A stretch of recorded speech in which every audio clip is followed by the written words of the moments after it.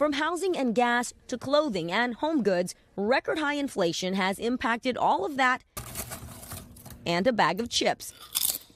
Feeling the economic crunch, one expert says makers of popular snacks like Doritos, Sun-Made raisins, Chobani yogurt, as seen on this website, now give you less for the same amount of money. None of those brands responded to our request for comment, but market watchers believe it's a sign of growing inflation. Shrinkflation is a real thing. How do you define it? Manufacturers can either raise the price of an item or they can give you less. So when they give you less, that's called downsizing or shrinkflation.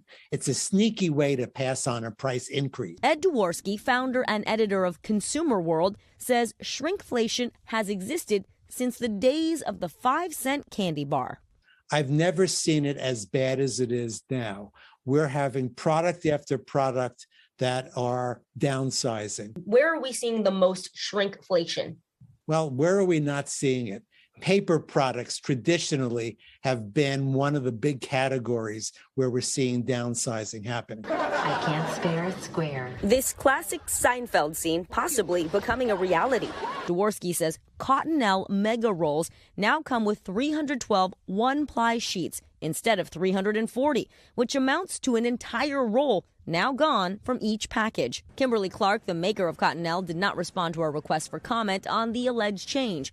Also making Dworsky's updated list, Miracle-Gro, Gatorade, and personal care items like Dove body wash. But the companies behind each of these products telling NBC News inflation is not behind any changes to their packaging. Gatorade saying its change to a 28-ounce bottle was part of a years-long ergonomic plan to phase out the 32-ounce container. But at the drive-thru, consumers seeing real change. Burger King announced it would reduce the number of chicken nuggets in a meal from 10 pieces to 8. And with beef prices up 16% from last year, the fast food giant also putting its signature burger out to pasture, removing the Whopper from its value menu. How does this add up for the average consumer when it comes to the household goods they buy? We're seeing some items being, in essence, increased by 10% in cost because you're getting 10% less, sometimes 12% less.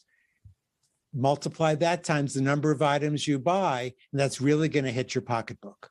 Dworsky says many are shifting to store brands, which are often the last to downsize, and that has household names like Clorox and Kraft taking notice. Both companies have introduced new products to compete, and Clorox says it will also increase promotions if cheaper brands keep ending up in carts. When it comes to finding the best deal, Dworsky says use unit pricing to compare different brands and sizes, switch brands or buy store brands if they're cheaper, and use coupons to shop, make a meal plan, and stick to your shopping list to stay on budget.